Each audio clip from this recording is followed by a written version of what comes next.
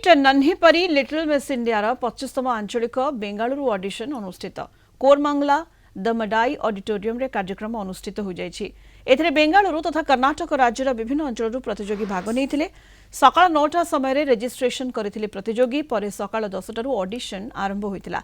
जनक परे जणे करी 13 रु 15 वर्ष बयसर बालिका निज प्रतिभा प्रदर्शन करथिले।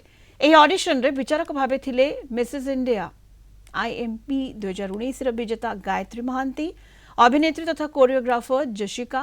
ए आंचलिक ऑडिशन रे मोट 25 ऊर्ध्व प्रतियोगी भाग नेइथिले। कार्यक्रम शेष में kit deputy director Sasmita Raut दुई विचारकों को पुष्पगुच्छ और उपढौकन दे संबर्धित करथिले। किट्र कर्मचारी निहार रंजन कुंवर, प्रीतम सिंह और कलिंग टीवी बेंगालुरु प्रतिनिधि गोविंद बारिक प्रमुख सहयोग करथिले। कार्यक्रम परिचालना करथिले किट कर्मचारी अभय। ऑडिशन देखिबा पई शताधिक दर्शक सामिल होइथिले।